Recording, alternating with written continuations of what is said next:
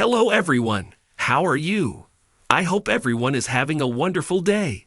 Welcome to my channel Days of Our Lives 24 and new video, your favorite TV drama Days of Our Lives. On Days of Our Lives during the week of 11 to 27/23, Nicole refused to let go of her knowledge that Sloane and Eric's adopted baby is her supposedly dead one, while Steve confronted Konstantin with some inconvenient truths. After all these years of loving this show, I'm not foolish enough to think either of these stories is anywhere near over. But this is a great start. The most disappointing part of Steve's storyline is that his investigation was off-screen. I know Days of Our Lives' budget is tight nowadays, which is one reason the soap often uses the tired soap trope of using dialogue to fill us in on things we should have participated in. Still, Steve's retelling wasn't nearly as impactful as learning the truth firsthand along with him. John and Steve working together is always fun, and Days of Our Lives would have gotten bonus points for traveling to an exotic location. They had some characters visit Greece not long ago, so they might have already had the sets they needed.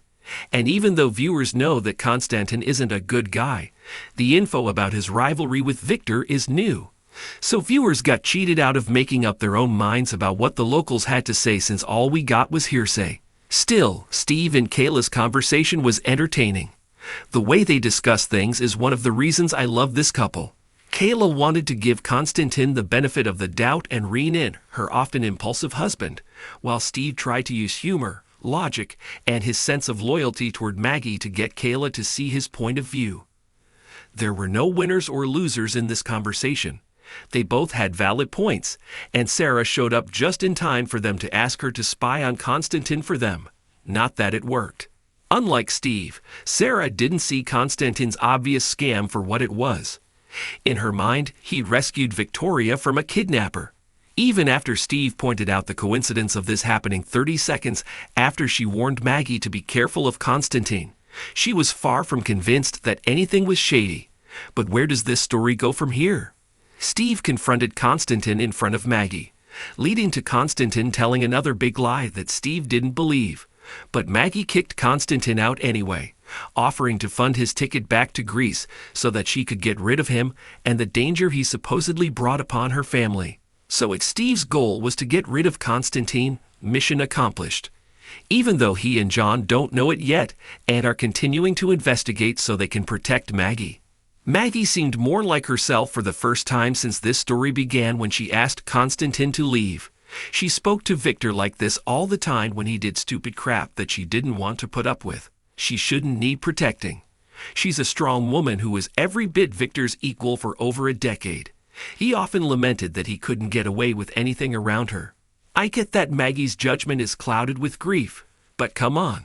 She's one of TV's most badass women, equal parts compassionate and shrewd, and Steve's insistence on protecting her would be insulting if she wasn't written as oblivious for the story's sake. Konstantin can't slink back to Greece. It's too risky for him. Theresa knows he came up with the idea of forging Angelica's signature on the letter about Victor's son. She also knows that he blackmailed her into kidnapping Victoria. None of that absolves Theresa for her part in these schemes, of course, but she could easily flip on him once he's on the other side of the world. She's not connected to what happened to Nicole's baby, so EG probably would be willing to make a deal with her to get her case off his desk. She likely wouldn't do jail time, and Maggie might forgive her eventually. So if Konstantin returns quietly to Greece, he could be in serious trouble. Plus, Maggie can't pay off non-existent mobsters, so the jig might be up sooner rather than later. There has to be a twist in this. Some crazy thing he does that allows him to stay, but I can't think of what. The smartest thing would be to kidnap the baby and demand to be let back into Maggie's life in exchange for her safe return. But since he already did one kidnapping for hire, he can't get away with that anymore. But Konstantin will pull some trick, which will likely involve another con job or using leverage on someone to force himself back into Salem. This story is made all the more frustrating by Alex walking in on Theresa and Konstantin, arguing but believing Theresa's lies. Alex's role in this has been to stand up for Theresa and exchange barbs and punches with Xander. And now Alex and Theresa have had sex, most likely to make it more painful when Alex joke among some Days fans that there's only one Salem Bryan, as only one character appears capable of intelligent thought at a time.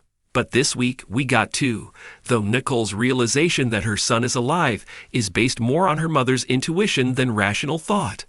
Nicole's thought process is clouded by postpartum depression and grief over the alleged loss of her baby, but we got some glimpses at the old investigative reporter version of Nicole. I hated the idea of Sloane stealing Nicole's baby. It was unnecessarily cruel and felt like a rerun of the Mackenzie/Rachel baby switch story. Plus, I find grief scenes over people who are not dead to be tedious, especially since it's something that happens frequently in Salem.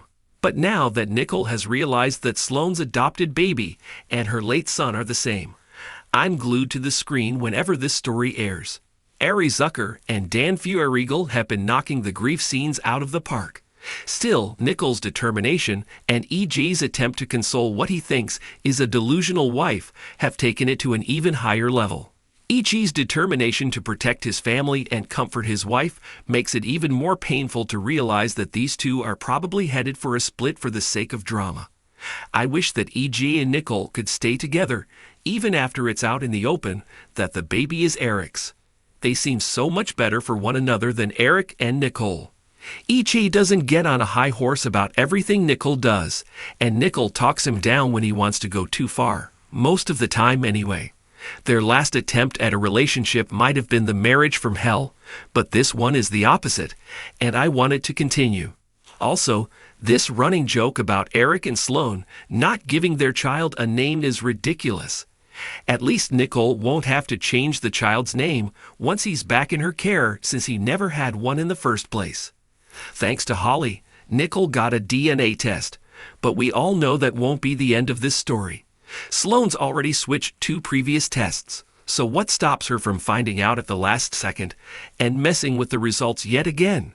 At least there's no reason for Eric to submit a DNA sample since the baby is adopted, but that might not stop the truth about who the father is from coming out. Days of Our Lives often makes astounding leaps of logic, so I wouldn't be surprised if this is where we're heading. But either way, Nicole won't give up even if the DNA test says that the baby is not hers. Although everyone thinks she's acting out of grief and not thinking clearly, the questions she asked Eric were reasonable. That baby came out of nowhere hours after her baby was born and supposedly died, and legitimate adoptions have a paper trail demonstrating that the baby was given up voluntarily and the adoption is legal. Meanwhile, Sloane's half of the story took a nonsensical turn. Dimitri's reappearance, attempt to blackmail her, and decision to turn himself in were all ridiculous. Dimitri couldn't tell the police what Sloane had done without getting himself in trouble, since he was a fugitive who was wanted for kidnapping the baby, so there was no reason for her to worry. Everything Sloane did made it more likely that the truth would come out, not less. Grabbing the phone out of Dimitri's hand only made Nicole wonder what the hell was going on. She is not about to let that go even if a doctored DNA test proves the baby isn't hers. And now that Dimitri's turned himself in for Leo's sake, what stops him from telling the cops everything in an attempt to broker a plea deal for himself? Sloane thinks she shut him up by shipping him to Statesville, but she may have done the opposite. Sloane and Eric adopt a boy. Days of Our Lives. Plus, Leo will be begging her to represent Dimitri. Won't it look suspicious if she doesn't want to? As for EJ, while his anger and desire for revenge are in character, he should also smell a rat. EJ has been the victim and perpetrator of babynappings before. Nicole stole Sydney from him and Sami, and EJ used Anna to kidnap her back. EJ also made it appear Johnny was dead to get revenge on Sami once. Nicole unmasked the last shady doctor, so she knows what she's talking about regarding these things. EJ shouldn't be so quick to dismiss out of hand the possibility that his baby was also kidnapped.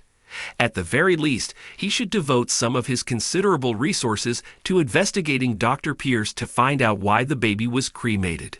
Melinda continues to scheme. Days of Our Lives. Nicole's story also gave Holly a more likable side. For the most part, she's been a one-note character who only cares about breaking up Johnny and Chanel, but she cared deeply about Nicole's emotional state and came up with the idea of the DNA test to try. She returned to this Johnny nonsense as soon as she made the arrangements. When she was with Johnny, she was milking Nichols' pain for all it was worth to get him to comfort her, and that wasn't cool. Tate's choices were also disappointing. He didn't like what Holly was doing but went along with it because he didn't want to lose her friendship. That's the worst reason to do anything, especially things that go against your morals. And to make matters worse, once Tate was in, he was all in. He lied to Johnny and Chanel's faces, displaying no guilt or hesitation whatsoever, and participated in a scheme to drag Chanel away so that Holly could make her move. Slum tries to free Leo. Days of Our Lives. It was incredibly annoying that Tate used wanting to get a job in the bakery as his excuse to get Chanel out of the pub. Chanel already hired one idiot who sabotaged her business. She should be more careful about who she lets have access to her bakery. It was also strange that she had to walk Tate over to get a paper application. Most job applications in the 21st century are done online. Chanel has seen through Holly's nonsense so far, so hopefully she'll realize what Tate is up to soon. This story should not end with Holly winning, not even temporarily. Johnny is not only too old for her, but her manipulations are so obvious that they shouldn't work for a second. E.G. gloats. Days of Our Lives. Tate wasn't as disappointing as Chad, though.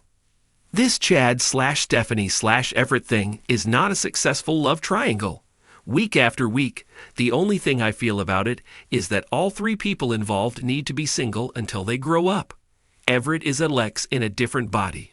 We did this already, with Chad taking E.G.'s advice and telling Alex to stay away from Stephanie, then promising never to listen to E.G. again when it blew up in his face. Instead, Chad listened to E.G. again. His mistake was even worse this time. He manipulated Xander into firing Everett, even though Everett is a model employee, and blaming Gwen for it. This is so that Everett and Stephanie won't work together anymore. It's understandable that Chad didn't realize Everett would use his investigative reporting skills to get to the bottom of this nonsensical firing, since all Everett's done so far is use the paper to write about how wonderful Leo is. But he should have known this plan would never work. Tate can't win. Days of Our Lives. Your turn, Days of Our Lives fanatics. Hit that big blue HAVOBUCOMAENTS button and tell us what you think of this week's shows. Don't forget to check back on Sunday for the latest Days of Our Lives roundtable discussion.